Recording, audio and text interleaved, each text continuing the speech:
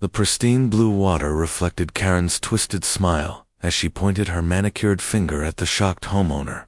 "This pool is contaminated because of your people," she hissed, her voice dripping with venom. "Drain it. Refill it. Now." But before the homeowner could even process the racist demand, sirens wailed in the distance, growing closer. Karen's face went white as paper. She had no idea that her own 911 call was about to destroy everything she thought she knew about power, privilege, and the brutal price of hate. Part 1. The demand. The late afternoon sun cast golden ripples across the pristine swimming pool as Maria Gonzalez adjusted the chemical testing kit in her weathered hands. After 15 years as a certified pool maintenance technician, she could read water chemistry like a favorite book. The pH was perfect, chlorine levels ideal, alkalinity balanced. The Hendersons' pool was immaculate, just the way she left every single one of her clients' pools. "Excuse me." The sharp voice cut through the peaceful suburban silence like a blade. Maria looked up to see a woman striding across the manicured lawn, her blonde hair pulled back in a severe bun, designer sunglasses perched atop her head like a crown. Everything about her screamed privilege, from her pristine white tennis outfit to the enormous diamond ring that caught the sunlight as she gestured. "Are you the pool girl?" The woman's tone dripped with condescension. Maria straightened, her professional smile never wavering despite the casual racism in the woman's words. "I'm Maria Gonzalez, certified pool maintenance technician. I've been servicing the Henderson property for 3 years. May I help you?"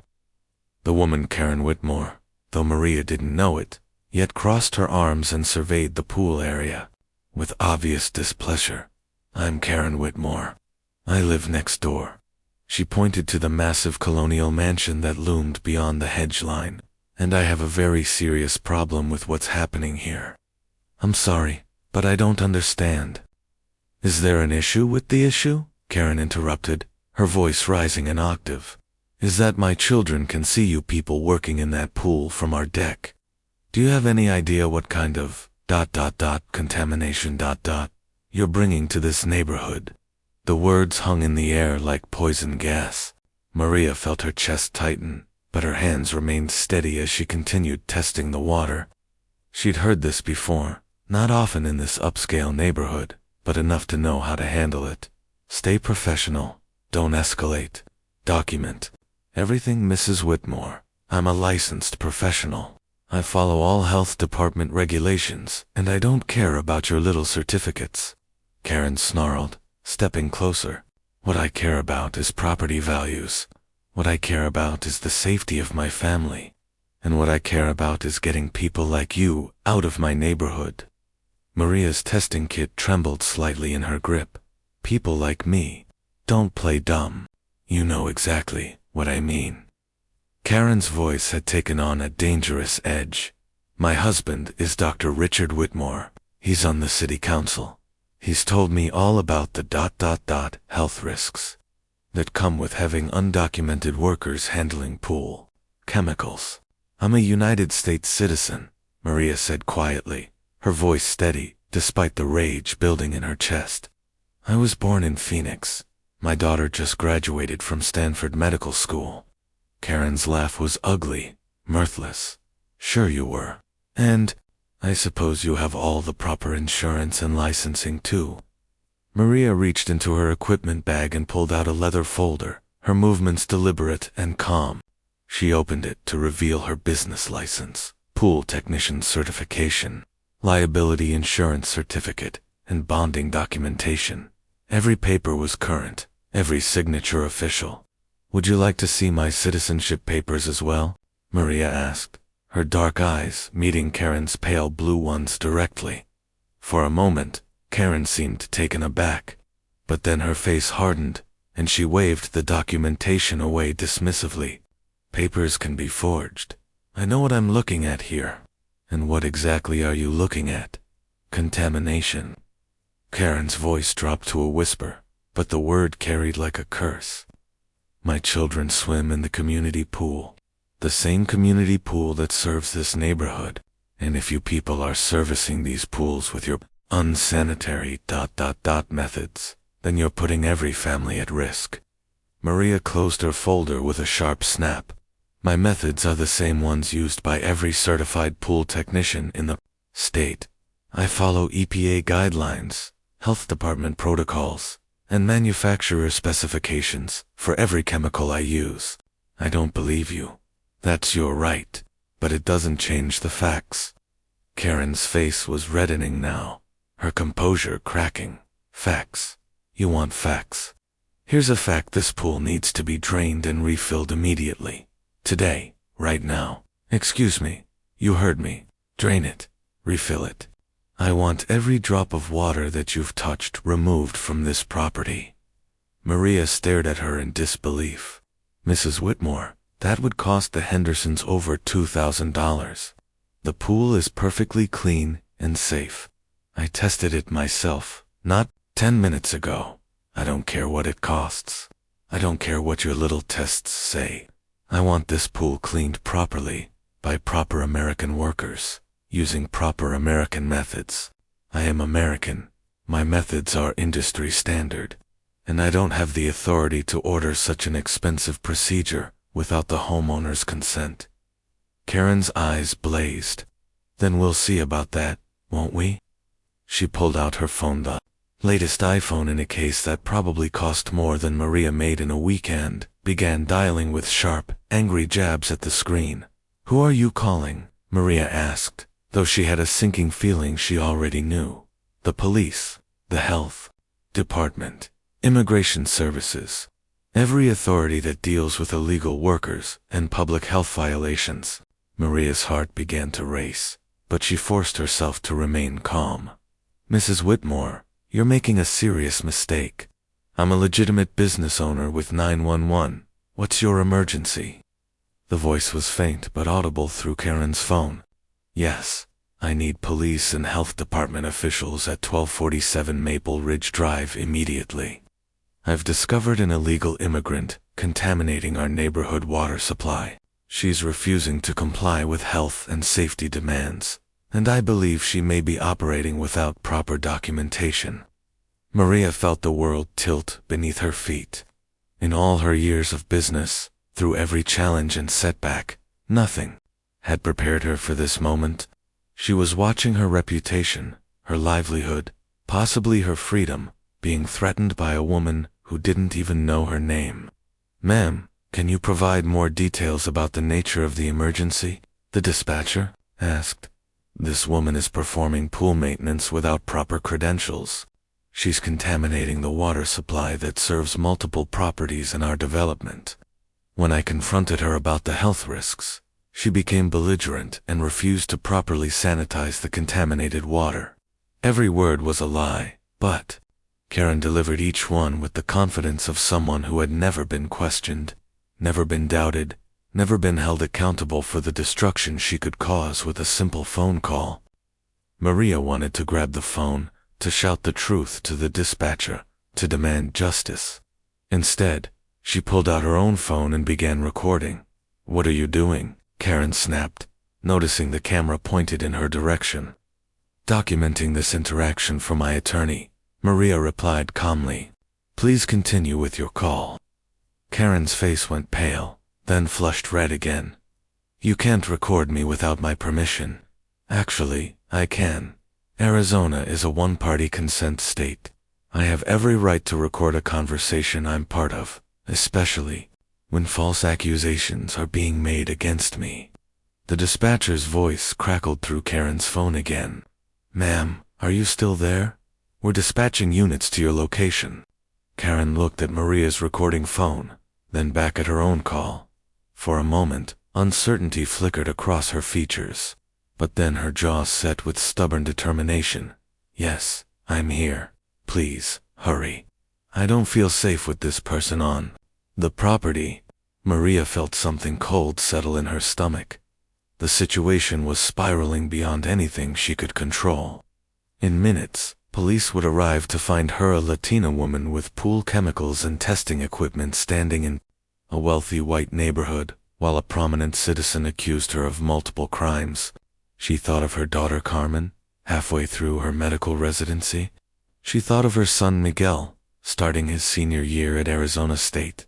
She thought of the business she'd built from nothing, the reputation she'd earned through 15 years of perfect service, the trust her clients had placed in her.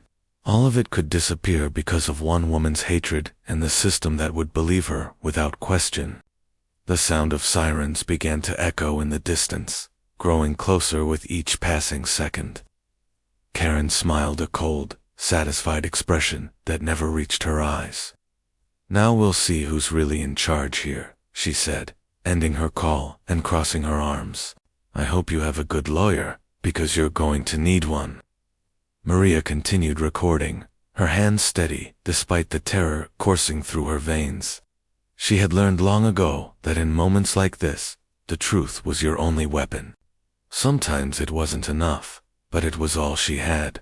The sirens grew louder, Karen's smile grew wider, and Maria Gonzalez, American citizen, business owner, mother of 2 successful children, stood beside a perfectly maintained swimming pool and waited for her world to end. Officer James Martinez stepped out of his patrol car and immediately assessed the scene before him. 23 years on the force had taught him to read situations quickly, and what he saw didn't match the emergency call description. A professionally dressed Latina woman stood calmly beside pool equipment, while an agitated white woman in tennis attire paced nearby, gesturing wildly. "Ma'am, I'm Officer Martinez. You called about a disturbance." He addressed Karen, though his eyes remained on both women. "Yes, finally." Karen rushed toward him, her voice shrill with righteousness. "This illegal immigrant has been contaminating our neighborhood pools and refusing to follow proper health protocols. When I confronted her about the dangers she's creating, she became threatening and—" "Excuse me?" Maria interrupted quietly, still holding her phone. "Officer, I'm Maria Gonzalez, licensed pool maintenance technician. I have been recording this entire interaction. Mrs. Whitmore has made several false accusations, and I have documentation of my credentials and work permits." Officer Martinez held up a hand. "Let's take this one step at a time. Ms. Gonzalez, can I see your identification and business documentation?" Maria handed over her driver's license and business folder. As Martinez examined the papers, his expression grew increasingly puzzled. Everything was legitimate, current, and professionally presented. "Mrs. Whitmore," he said carefully, "these documents appear to be in order. Ms. Gonzalez is a licensed professional with full insurance and bonding. What specifically is the nature of your complaint?" Karen's face reddened. "I don't care about papers. Anyone can forge documents. The point is, she's contaminating the water supply, and when I demanded she drain and refill this pool immediately, she refused to comply. Drain and refill." Martinez looked from the crystal-clear pool to Maria's professional equipment. "Ma'am, that's not a health department requirement. That's a homeowner decision that would cost thousands of dollars. I don't care what it costs. The water has been contaminated by her presence, and I demand proper American workers handle the sanitation." The words hung in the air like a toxic cloud. Officer Martinez felt his jaw tighten. He'd heard this language before, and it never ended well for anyone involved. "Ma'am, could you clarify what you mean by contaminated by her presence?" Karen seemed to realize she'd crossed a line, but her anger pushed her forward. "You know exactly what I mean. People like her bring diseases, unsanitary conditions." "Stop." Martinez's voice carried the authority of someone who'd heard enough. "Ms. Gonzalez, you mentioned you've been recording this interaction." "Yes, sir." "From the moment Mrs. Whitmore began making accusations." Maria held up her phone, the recording still running. "Ma'am, I'm going to need to see that footage. And, Mrs. Whitmore, I'm going to need you to step back and calm down while I sort this out." A second patrol car arrived, followed by a health department vehicle. Officer Sarah Chen emerged from the second car, and Inspector David Kim from the health department van.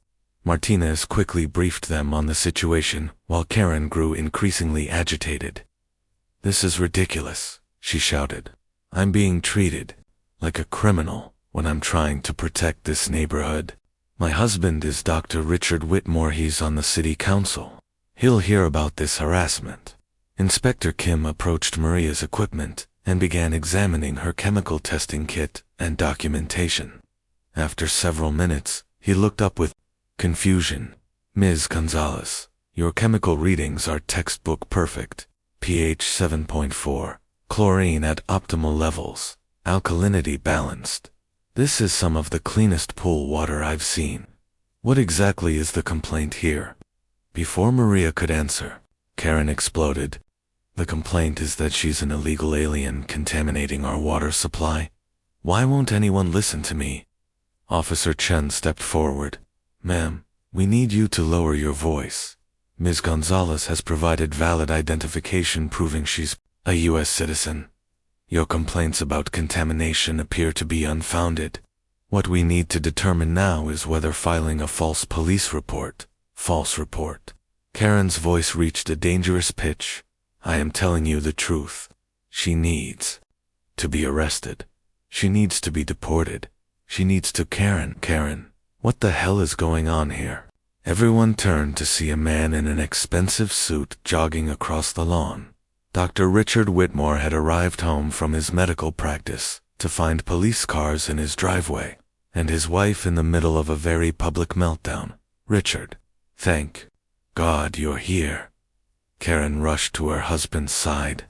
"These officers are refusing to arrest this illegal immigrant who's been contaminating the neighborhood pools. I've been trying to protect our family, our property values, our children's safety." Dr. Whitmore looked at the scene before him, his wife, disheveled and shouting. 3 calm police officers, a professional-looking woman with pool maintenance equipment, and several neighbors beginning to gather at the edges of their yards. "Karen, please lower your voice." "Officer, I'm Dr. Richard Whitmore. What seems to be the problem here?" Officer Martinez stepped forward. "Dr. Whitmore, your wife called in a report about alleged illegal immigration and health violations. We've investigated and found no basis for either claim. Ms. Gonzalez is a licensed, bonded professional, performing legitimate work. The issue now is whether your wife's report constitutes filing a false claim with emergency services." Dr. Whitmore's face went pale. As a city council member, he understood the legal ramifications better than his wife did. "Karen, what exactly did you tell them?" "I told them the truth, that this woman is contaminating our water supply and needs to drain and refill every pool she's touched." "Based on what evidence?" "Based on—" Karen stopped, suddenly realizing that every eye was on her, every ear listening to her next words. "Based on common sense. Look at her. You can tell just by looking. Stop talking. Right now." Dr. Whitmore's voice cut through his wife's words like a scalpel. As a physician and politician, he recognized the legal and social precipice his wife was dancing on. But it was too late. Maria's phone had captured every word, and Officer Chen had been taking detailed notes. More importantly, neighbors had begun to emerge from their houses, drawn by the commotion. Among them was Janet Henderson, the homeowner whose pool Maria had been servicing. She approached the group with confusion written across her face. "Maria, what's going on? Is everything all right?" "Mrs. Henderson," Maria said respectfully, "I was completing your pool service when Mrs. Whitmore approached and demanded I drain and refill your pool. When I explained I couldn't authorize that expense without your consent, she called the police and made several accusations." Janet Henderson looked at Karen with growing understanding and disgust. "She wanted you to drain our pool. That would cost us over $2,000. On what grounds?" Karen opened her mouth to respond, but her husband grabbed her arm. "Karen, we're leaving. Now." "No, I'm not backing down. This neighborhood has standards, and we need to maintain." "Karen, stop talking." Dr. Whitmore's shout echoed across the quiet suburban street, but the damage was already done. Every word had been recorded, witnessed, and was now spreading through the crowd of neighbors who had gathered to watch the spectacle. Officer Martinez closed his notebook and looked at Dr. Whitmore. "Sir, I'm going to need to speak with you privately. Your wife has potentially violated several municipal codes regarding false emergency reports and harassment. There may also be federal civil rights implications to consider." The color drained completely from Dr. Whitmore's face. Civil rights implications. When someone files a false report specifically targeting an individual based on perceived race or immigration status, it can constitute a hate crime. The FBI takes these cases very seriously. As if summoned by those words, a black SUV pulled up to the curb. Two agents in dark suits emerged and approached the group with the measured gait of federal law enforcement. "Officer Martinez, I'm Agent Rebecca Torres, FBI Civil Rights Division. We received a call about a potential hate crime in progress." Karen Whitmore looked around at the faces surrounding her, police officers, federal agents, neighbors, and the woman she had tried to destroy, and finally began to understand the magnitude of what she had unleashed. "This is all a misunderstanding," she whispered, her earlier bravado evaporating like chlorine in the afternoon sun. Agent Torres looked at Maria's phone, still recording, then at the crowd of witnesses, then at the pool maintenance equipment and documentation. "Ma'am, I think the only misunderstanding here is how seriously we take civil rights violations in this country." Dr. Whitmore closed his eyes and saw his medical license, his city council position, his family's reputation, and his political future crumbling like a house of cards.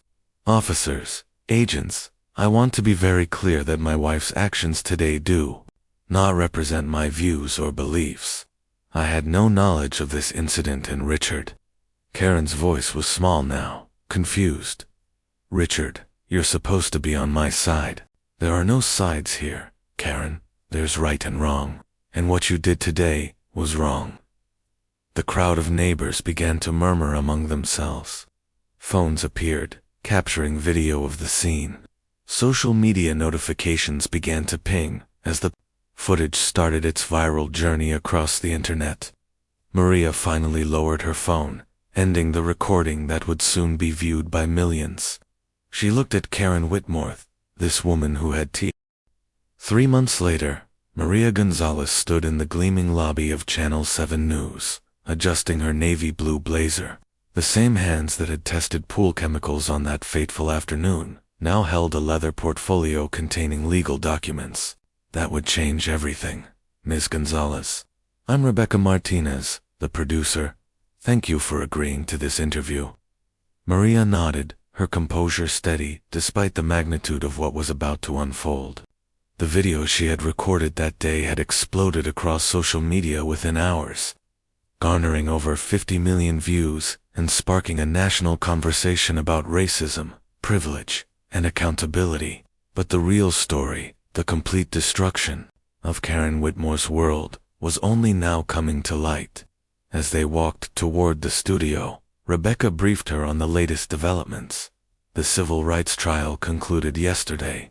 Karen Whitmore was convicted on federal hate crime charges and sentenced to 2 years in federal prison. Her husband lost his city council seat and his medical practice has folded. Their house went into foreclosure last week. Maria absorbed this information without celebration. Justice had been served, but the cost had been devastating for everyone involved. In the studio, news anchor David Chen reviewed his notes one final time. The Karen Whitmore story had become a cautionary tale that reached far beyond one Arizona neighborhood.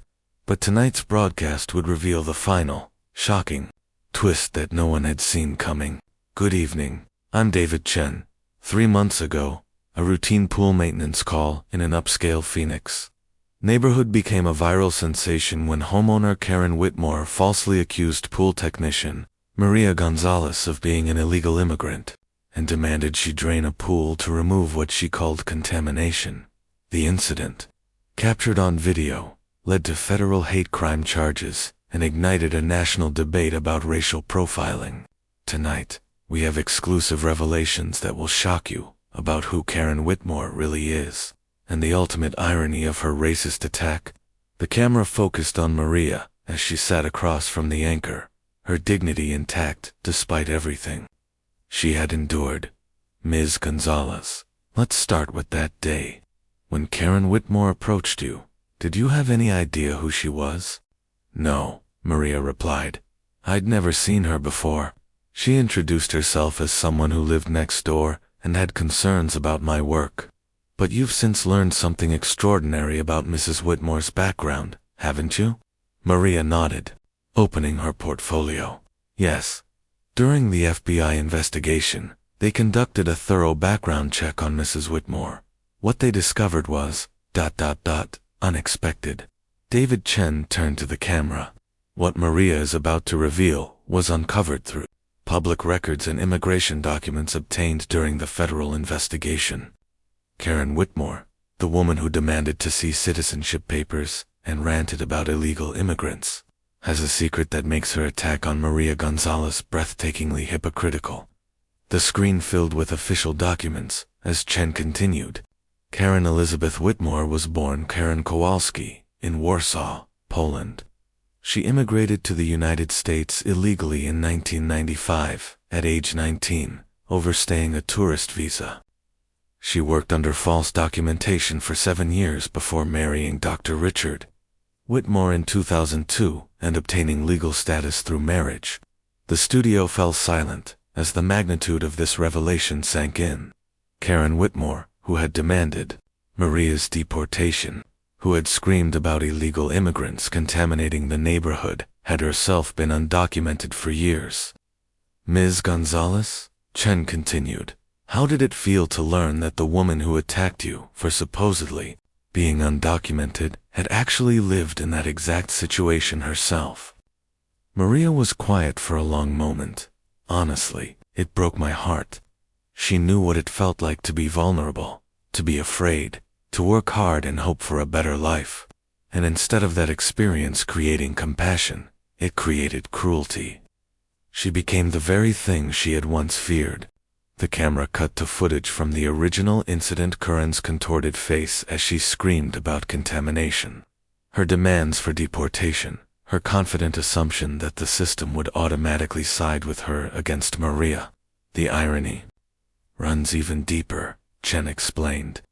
During those 7 years when Karen was undocumented, she worked as a house cleaner, including cleaning pools. She was doing the exact same work she later attacked Maria for, while lacking the legal status, professional licenses, and insurance that Maria possessed. Back in the studio, Maria pulled out another document. There's something else. The FBI investigation uncovered Karen's employment records from 1995 to 2002. One of the houses she cleaned during that time was owned by Dr. Whitmore's parents. That's actually how she met her future husbands. She was their undocumented domestic worker. The revelation struck like lightning. Karen Whitmore had built her entire privileged life on the foundation of the very circumstances she had tried to destroy Maria for. What happened to the Whitmore family after Karen's conviction? Chen asked. Dr. Whitmore lost everything, Maria replied, without satisfaction. His medical license was suspended due to the federal conviction in his household. The city council removed him immediately. His practice collapsed when patients learned about his wife's actions and his own failure to intervene. They've moved out of state, I believe, and their children, 2 teenage daughters. They're living with Dr. Whitmore's parents now, while he tries to rebuild his career in another state. The girls have faced enormous harassment at school. Their mother's actions destroyed their social lives, their sense of security, everything they thought they knew about their family. Chen leaned forward. There's been some criticism that the consequences for the Whitmore family have been too severe. What's your response to that? Maria's eyes flashed with steel. I think about my own children. My daughter Carmen is now a resident physician. She almost quit medicine because the stress of her mother being arrested on national television made her doubt whether she belonged in a profession that could be so cruel to people who look like us. My son Miguel changed his major from criminal justice to social work because he lost faith in a system that could so easily be weaponized against innocent people. She paused, collecting herself. Karen Whitmore tried to destroy my family based on nothing but the color of my skin and her own twisted assumptions. She called federal authorities to try to have me deported from the country where I was born, from the community where I built a business, from the life I earned through 15 years of hard work and dedication. The consequences she's facing aren't too severe. They're exactly what happens when you try to use hatred and systemic racism as weapons. The interview continued for another 20 minutes, covering the civil lawsuit Maria had won against the Whitmores, the new business opportunities that had come from her viral fame, and the scholarship fund she had established for children of immigrants pursuing careers in STEM fields. But the most powerful moment came near the end, when Chen asked about forgiveness. "Ms. Gonzalez, if you could speak to Karen Whitmore today, what would you say?" Maria was quiet for a long time, staring at her hands, the same hands that had held her testing equipment steady, while Karen screamed threats, the same hands that had held her phone to record the truth, the same hands that had built a life of dignity and purpose despite every obstacle placed in her way. I would tell her that I understand she was afraid. I think people who attack others based on race or religion or immigration status are usually afraid of something, afraid of losing what they have, afraid of change, afraid of not being special anymore. But fear is never an excuse for cruelty, and privilege is never a shield against consequences.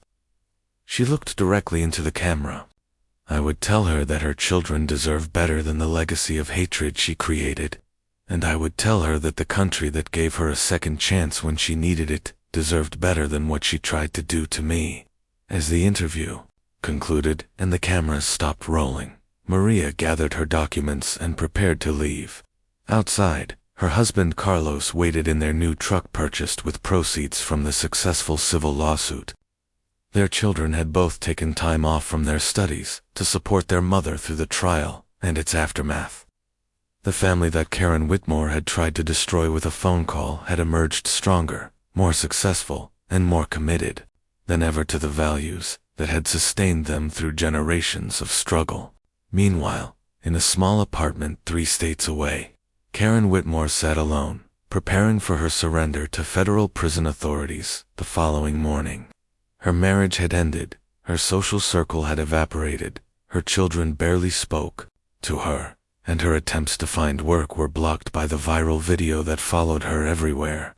The pool she had demanded be drained because of contamination still sparkled in the Phoenix sunshine, maintained now by Maria's expanded company. The neighborhood had learned to appreciate the quiet professionalism of the woman. They had nearly lost to one person's ignorance. But perhaps the most fitting irony of all was the memorial plaque that the neighborhood association had installed by the community pool, the same pool where Karen had once claimed her children were in danger from contamination. It read, "In recognition of the truth that diversity strengthens communities, and that justice, like water, finds its own level."